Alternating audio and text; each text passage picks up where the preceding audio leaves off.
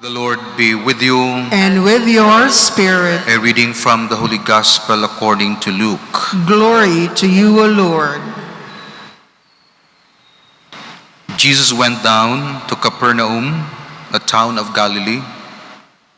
He taught them on the Sabbath, and they were astonished at his teaching because he spoke with authority. In the synagogue, there was a man with the spirit of the unclean demon, and he cried out in a loud voice, "What have you to do with us, Jesus of Nazareth? Have you come to destroy us?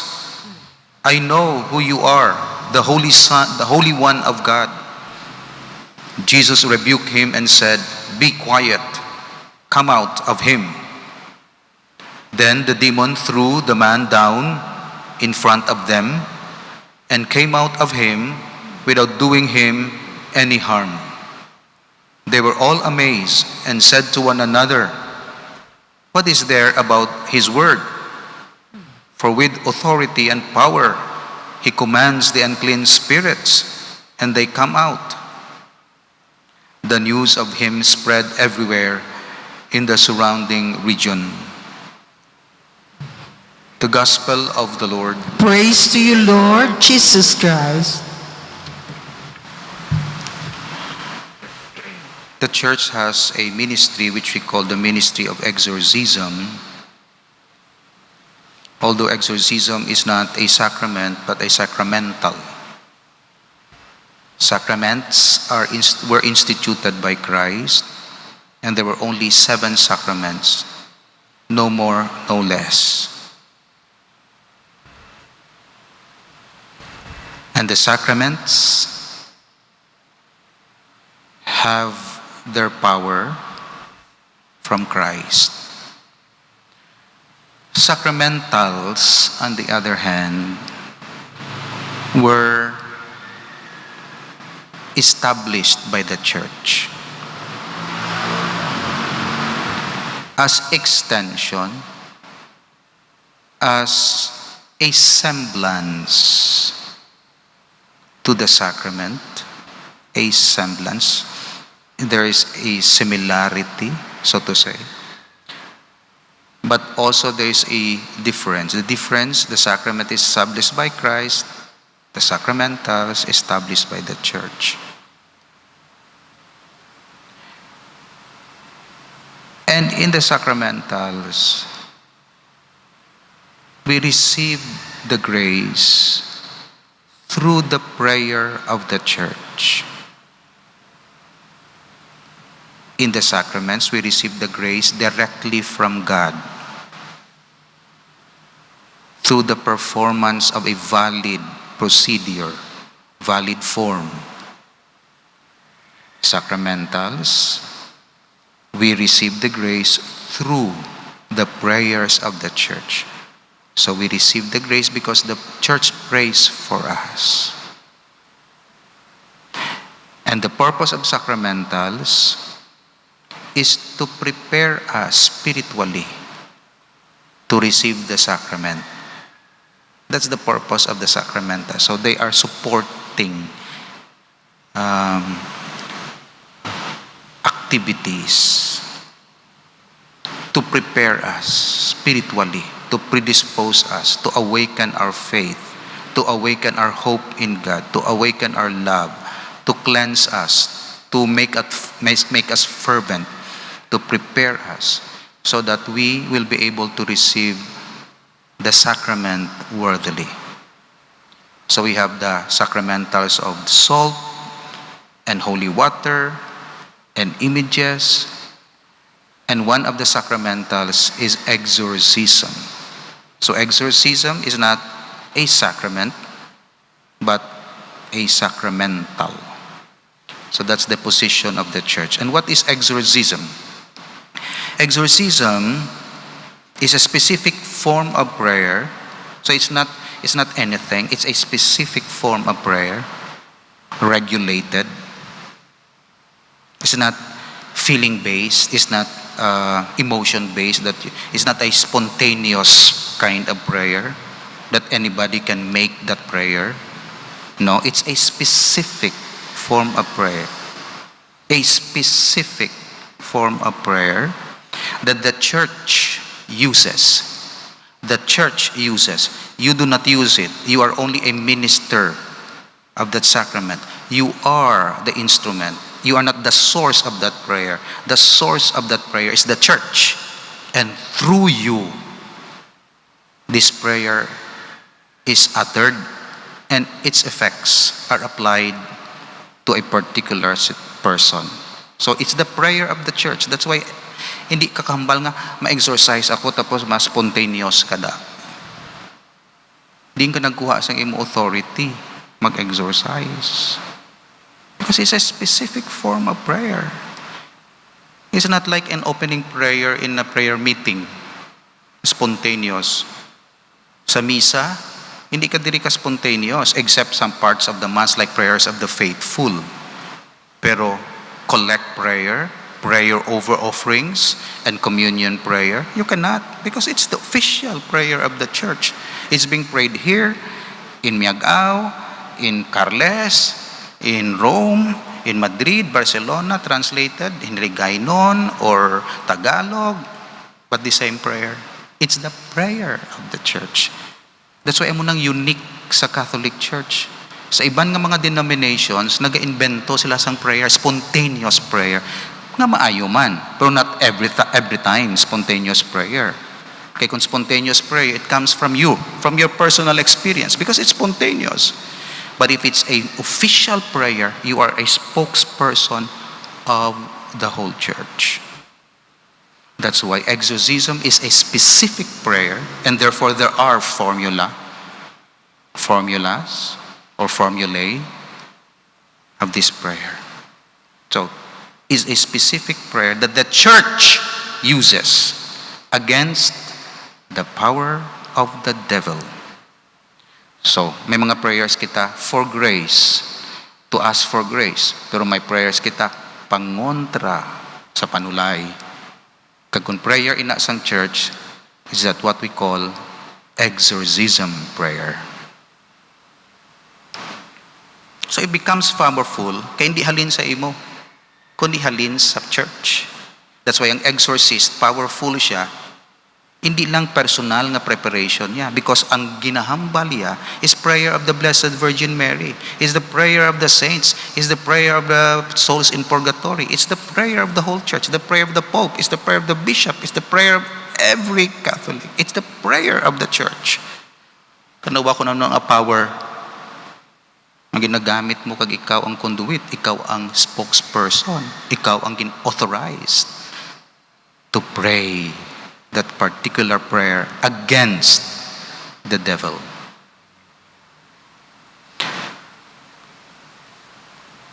May ara bala nga basis ang exorcism? Yes, biblical. Mark 1, Luke 4, Matthew 17. Kay Jesus ina ang exorcism. Pero commission niya ang iyang mga apostles to do the same in His name. In His name. Mark 10, Mark 3, Mark 16, Luke 9, Luke 10. Commission niya. It was not the work they did in their own names, disciples' names, but in the name of the one who had bestowed it upon them. So ang authority sa pag-exorcise, wala naghalin sa imo, naghalin kay Christ. Kaya ginabaton mo ina ang authority, wala mo na gina-self-generate. Ano tong authority nga ikaw nag-generate? Ano to authoritarianism? Authority is being received. All authorities received from somebody higher. That's why ang pinaka-higher authority, highest authority is God. That's why all authorities are received. Gin-receive mo sa imo parents, gin-receive mo sa obispo, gin-receive sa obispo, gin-receive mo back to God. That's why all authorities are from God. Sa pag-exercise naton sina. Does not mean nga wala ka freedom. Kundi sa sining particular act of the church, you do not act arbitrarily or individually. You are acting in the name of the church. It's like a mayor acting in the name of the people, or the president of the Philippines acting in the name of the people of the Philippines. Kung hindi na siya presidente, hindi na siya ka-act in the name of the Philippines, wala na siya authority. The same. Anybody can be president, anybody can be president. Basta ma-officialize ka lang ang president, ma-elect ka. Pero kung hindi ka ma-elect, kung hindi ka ma-officialize, wala ka authority.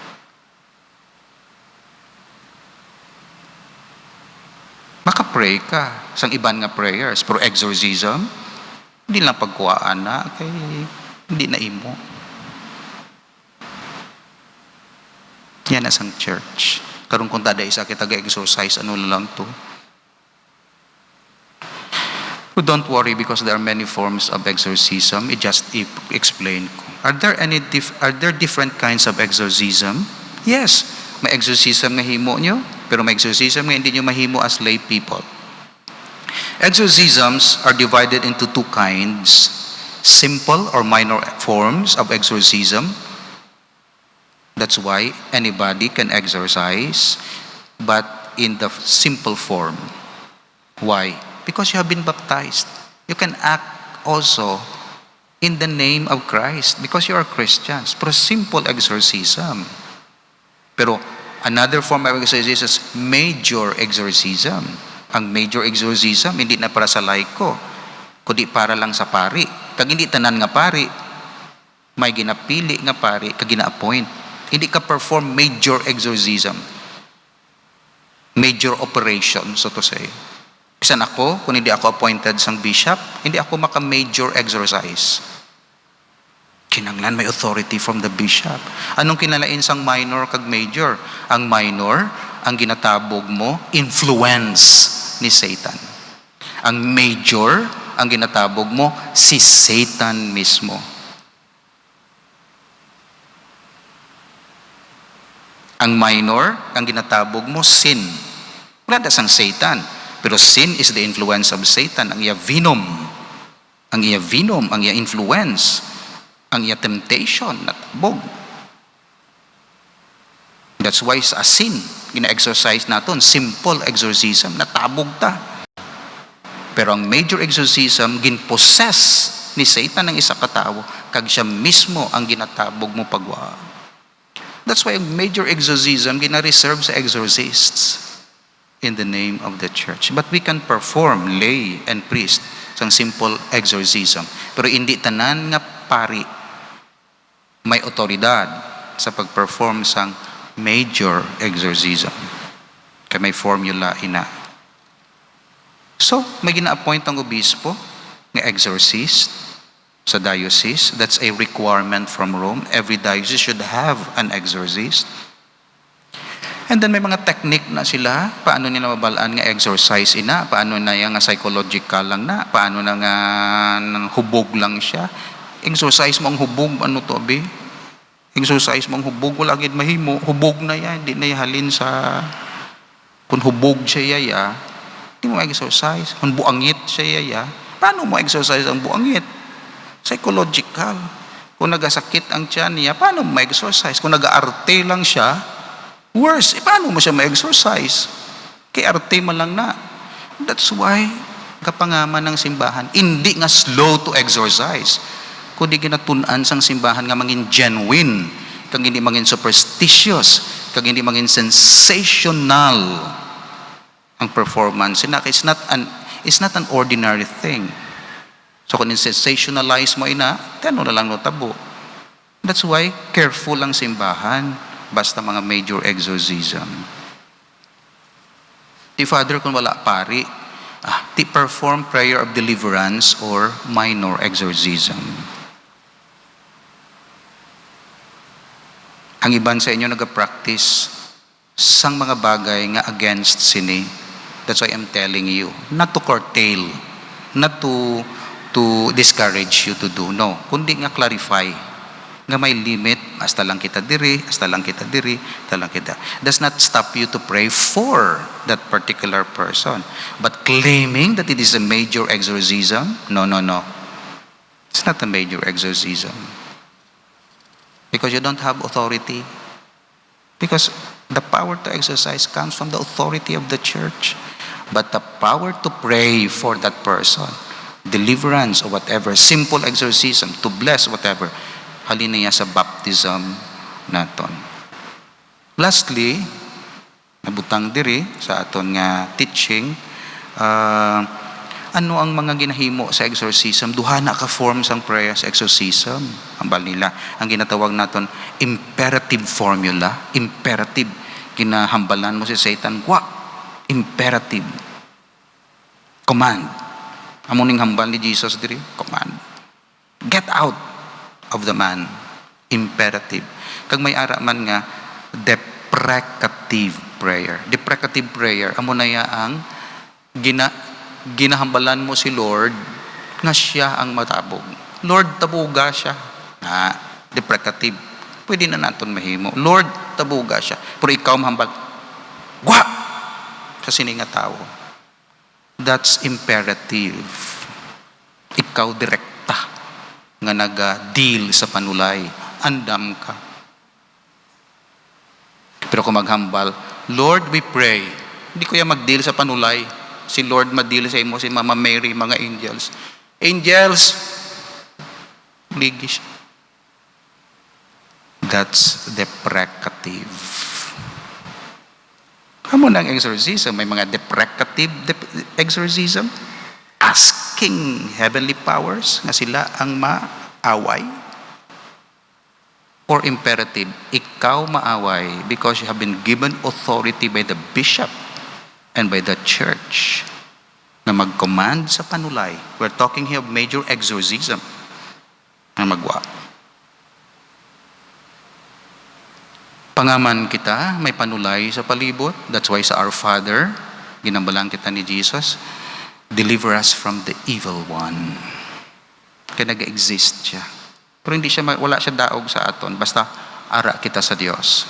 Bala niyo, ang panulay, wala daog sa Diyos. Tungod wala siya daog sa Father, children ang iatakihon. Kag kung ang children weak or separated from the Father, dali siya dalon sang panulay. Kita iya, wala kita power. Pero ang panulay, wala power kontra sa Diyos. Hindi niya ma-overcome. That's why kita balusan niya. Bangod sang iya, kahisa. Nasa Bible, bangod sang iya, kahisa. May away ako, hindi ko siya makontra. Father, hisa ako. Balusan ko bata iya. Of course, body na sa atin. Pero analogy lang. Di ta ka madaog, pero sawa mo. Di ta ka madaog, pero negosyo mo. Di ta ka madaog, pero bata mo. The same pattern ang panulay sa aton. Di madaog ang Diyos. Sa aton mabalos. Pero hindi kita pagbayaan sa Diyos. Kami mga protection, sacraments, faith, sacramentals, intercession, Blessed Virgin Mary, angels, connected ka sa communion of saints, ara ka sa salvation, grace, sanctifying grace. Hindi siya kadaog sa imo. Matempya ka, pero hindi ka ma-overcome ultimately. So we need this grace. We need to pray for our exorcist. Every diocese has its own exorcist. We need to pray for our bishop and pope. We need to make use of this simple exorcism all the time. Anybody, lay people can use simple exorcism. Kag kung kinahanglanon, contact sa diocese. Ara may number ako, kinahanglanon niya ang mga major exorcism. Pwede ta ka mo ma-refer sa aton exorcist sa diocese. So keep safe, not only sa health, kundi sa influence of Satan. And much more, sa person ni Satan. Oras gani nga ma-weaken kita, hapos kita sudlon sang panulay. Forgive us our sins and deliver us from evil. Amen. Lord Jesus, even though we don't have this authority to exercise solemnly, that is performing major exorcism, yet because of our baptism, we, both lay and cleric, have the power to do simple exorcism, to invoke your name, to protect us against the evil one. In the name of Jesus, who lives and reigns forever and ever. Amen.